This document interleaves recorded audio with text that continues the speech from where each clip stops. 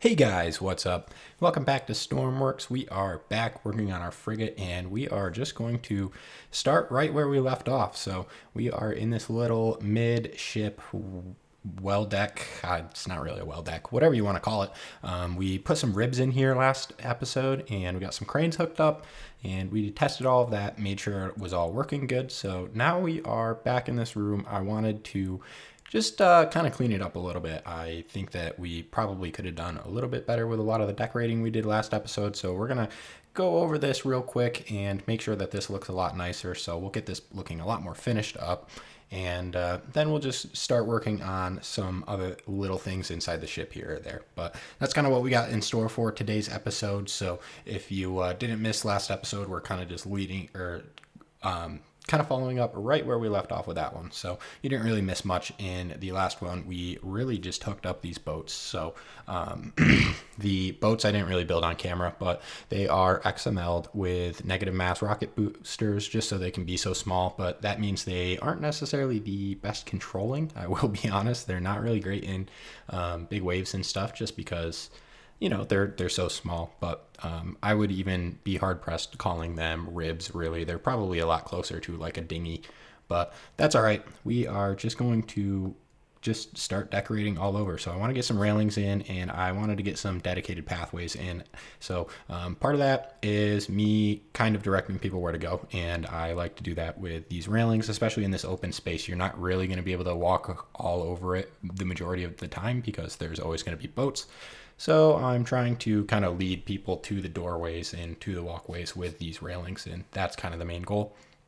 It'll also help with when you go to load the actual dinghy or rib back up, it'll make sure that it doesn't go too far over. So that's another nice little feature. I don't think I'm going to put any doors in this room, but we are going to add a few other little things like we're going to have, a water hookup, a couple fire extinguishers. We're going to have a charger in here so you can charge things electrically. And I also want to redo the control panels for the cranes that we did last episode, just because I think they can probably look a little bit nicer than they do right now. But that is part of the reason that I wanted to kind of come through this room and just give it a once over.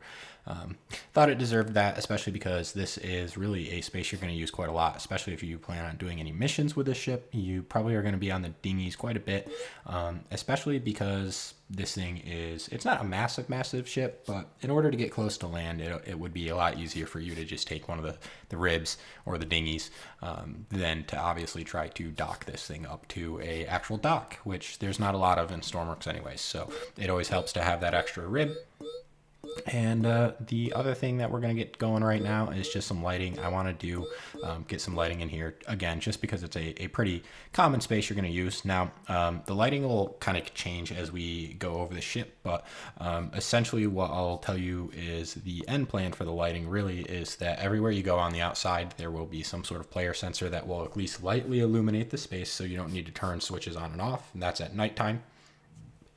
There will also be other lights you can turn on. So on the outside of the ship, we will have two different light modes on top of those player sensors. So the player sensors will be like a very, very dim, orangish, tannish kind of light. Then we'll have a brighter tannish kind of light for just lighting things up. And then we'll have a blue and an orange kind of color combo for nighttime operations that doesn't emit as much light out onto the water, so it kind of helps you keep that stealthy profile. Especially it's going to be nice because this ship does not have doors on the sides of this room that we're working on, and I don't plan on adding them. I did think about adding some sails as doors, which was kind of a cool thought, but it just takes up too much space, and I just didn't really think it was necessary, so I decided against it. And while we are continuing on with the detailing, we'll make sure we get our welder in there and a torch. I'm just going to add a empty inventory slot, and honestly, it doesn't look great, but whatever, we'll leave it. And I think that will be mostly good enough for really what you would need down here. Obviously, we're going to have a lot more welders and firefighting stuff all over the place, but if you really need more of that, you can go and get it. This should you really just need one or two of them handy just to grab in a pinch. And So I think that will be plenty. I wasn't really loving how that was looking, so I wanted to kind of move it, but I think we will come back to that. Maybe they should just get pushed together, but we have done a good little bit of work in here, and it is starting to look a lot better. Let's go ahead and change the color of these lights. I don't like the bright white lights always, especially out here in the elements. So let me change the daytime, and let's check out the lights on here. Wow, that is loud.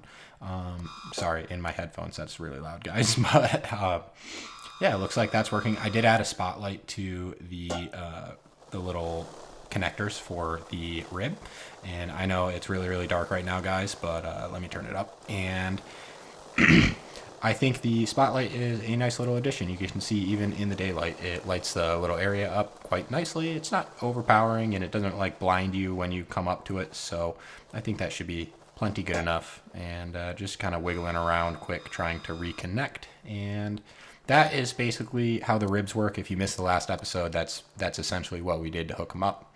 And just drop them right down, and it will lock back into place. So there we go. Turn the light off. Good to go. Pretty simple. So that is essentially really the gist of this room. We're not going to really do too much in this room, guys. So we're going to move on to a different part of the ship now, and I want to start working on part of the ballast system. So that's what we're going to start doing now. And this is not going to be anything too complex. It's not going to be like the carrier where we have 6 different tanks. I am just going to put a tank on the left and on the right, and that will help us balance out our roll. So we're not going to do left, right, front, back, none of that. We're just going to do left and right. So they're going to be simple. There's going to be a couple fun things we do with this, and as usual, this is going to change over time. But essentially, I'm going to just try to make this tank as big as we can over here, and then we'll add some pumps that go left and right hooked up to a tilt sensor. So it's pretty simple if you guys haven't done this before. I would recommend you still try to balance your ship out correctly. This is good if you need to shift weight around on the ship. So like say we took one of the ribs off, or you landed a helicopter on the heli deck, but it's not completely balanced, or on the center line.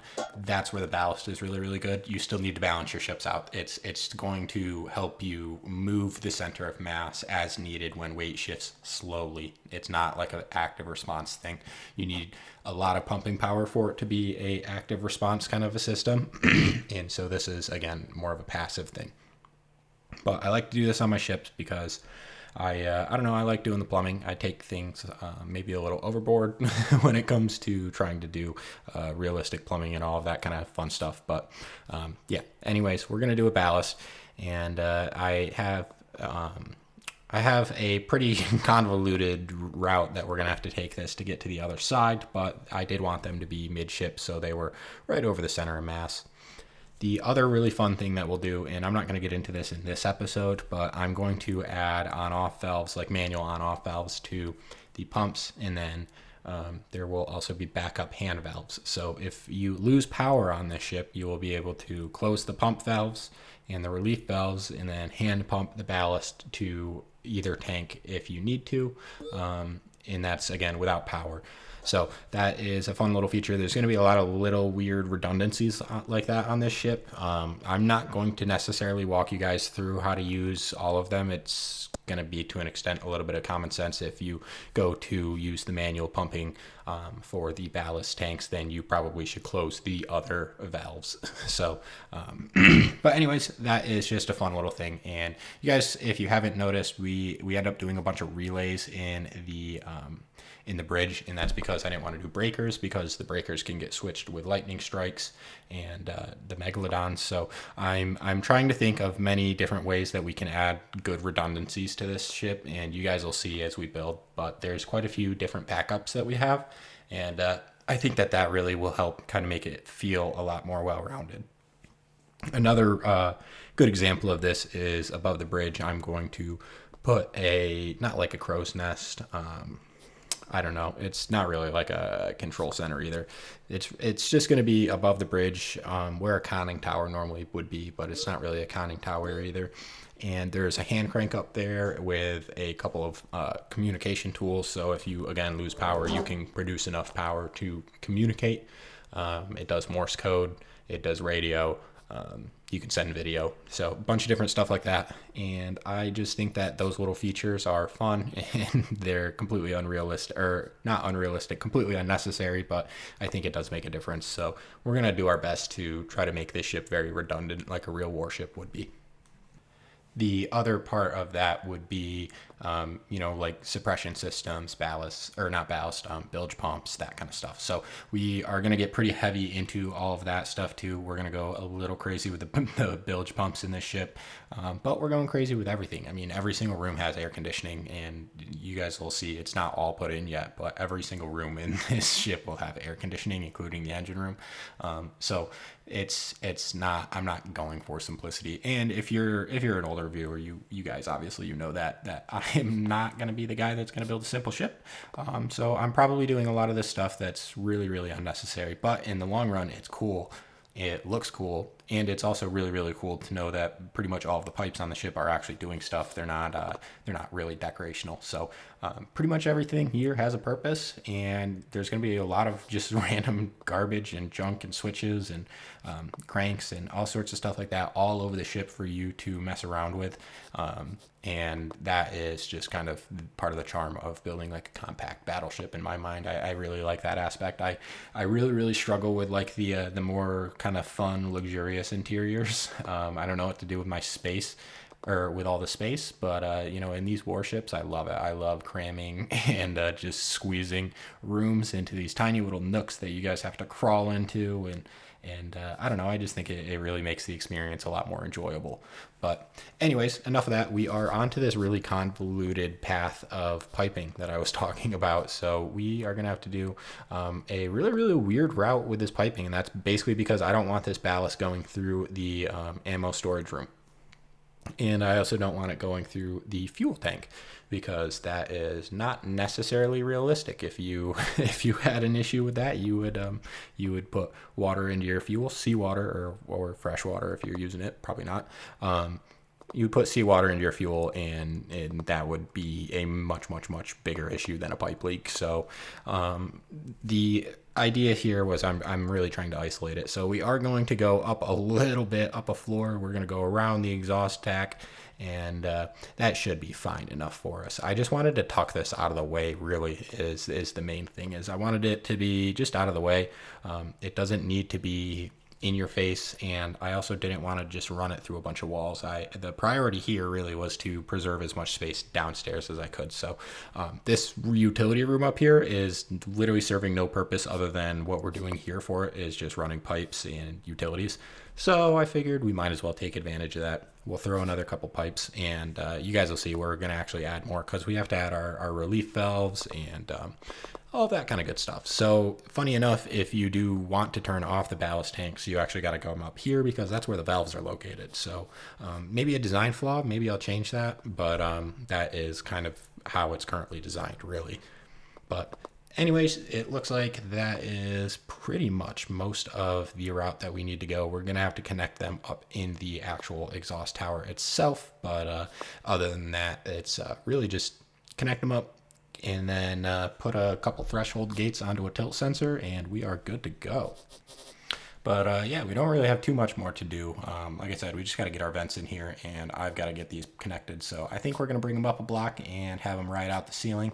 And if you guys are newer, or you want some tips for routing your pipes, would be doing this. Route them together, make sure they run in parallels, and try to keep things on the walls. I really am not happy that it has to cut across that span like that, but in real life you would have to do it somewhere. So hugging the walls like this, perfect place, nice and serviceable.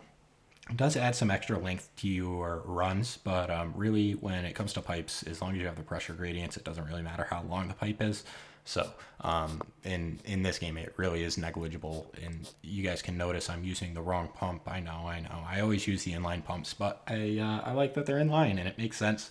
The large pumps are really, really good, but they're honestly overkill for most things.